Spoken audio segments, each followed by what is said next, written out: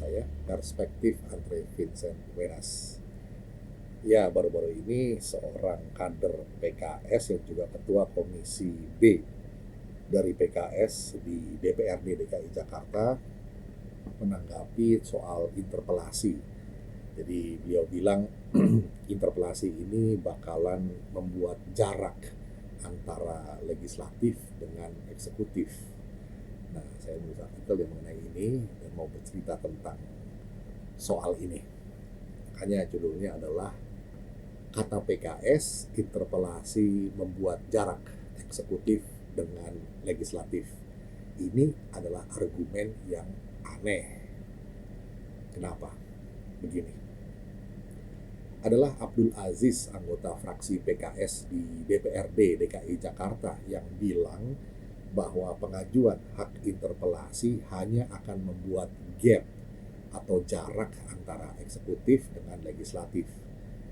Kata Abdul Aziz, kalau kami melihatnya ini akan membuat gap, katanya. Nah, ini adalah argumen yang aneh sekali. Karena memang sudah pada galibnya dalam demokrasi, kita mengenal konsep trias politika, pemilahan atau pembagian kekuasaan menjadi 3, eksekutif, legislatif, dan yudikatif. Jelaslah bahwa pada derajat tertentu antara ketiga lembaga ini mesti mengambil jarak. Tidak boleh juga terlalu akrab. Ya, dalam artinya yang positif tentunya memang mesti ada gap, ada jarak atau distansi, supaya tetap ada daya kritis, supaya mampu mengkritik dan juga tidak kolutif. Kita semua mahfum bahwa penerapan trias politika dalam pemerintahan memang dimaksudkan agar kekuasaan penyelenggara negara tidak absolut, lantaran terpilah, terpisah, terbagi menjadi 3 lembaga yang saling mengawasi. Ada check and balances. Masih ingat kan ada gium dari Lord Acton, power tend to corrupt and absolute power corrupt absolutely. Seperti kita ketahui, hak interpelasi yang telah resmi diajukan oleh 2 fraksi di DPRD DKI Jakarta, PDIP dan PSI, kepada pimpinan Dewan pada hari Kamis 26 Agustus 2021. Ini berkaitan dengan program balap mobil Formula E.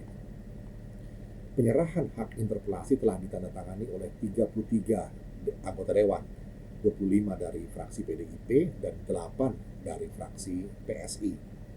Selain mempertanyakan urgensi dari program balap mobil listrik Formula E pada Juni 2022,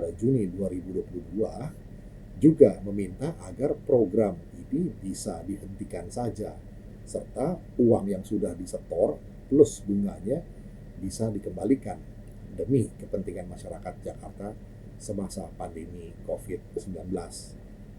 Kembali ke pernyataan aneh dari Pak Abdul Aziz. Menyimak apa yang disampaikannya ke media pun pada hemat kita sangatlah sumir argumentasinya. Pak Abdul Aziz mengatakan interpelasi akan memberikan konsekuensi hukum yang sangat jelas dan terkesan memaksa. Nah, kita pun jadi heran, apa salahnya dengan konsekuensi hukum yang sangat jelas? Bukankah ini negara hukum?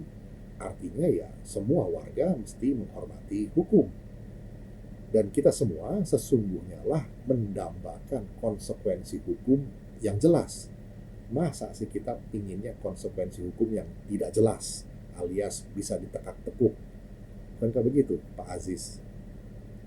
Selanjutnya, Pak Abdul Aziz yang juga Ketua Komisi B ini menyinggung bahwa Pemprov katanya bersedia menjelaskan program Formula E tanpa harus diinterpelasi. Duh, Pak, ini cerita yang tidak berkorespondensi dengan realitas. Bukankah kenyataannya sampai sekarang studi kelayakan yang diminta BPK itu pun belum juga diberikan? Padahal studi kelayakan itu kan yang bakal menentukan juga apakah perhelatan Formula E itu layak digelar atau tidak. Namanya juga studi kelayakan. Bukankah begitu, Pak Aziz? Lalu Pak Abdul Aziz menyambung, kita menggunakan cara-cara yang force, memaksa. Ini kan interpelasi maksudnya, cara force ya, memaksa.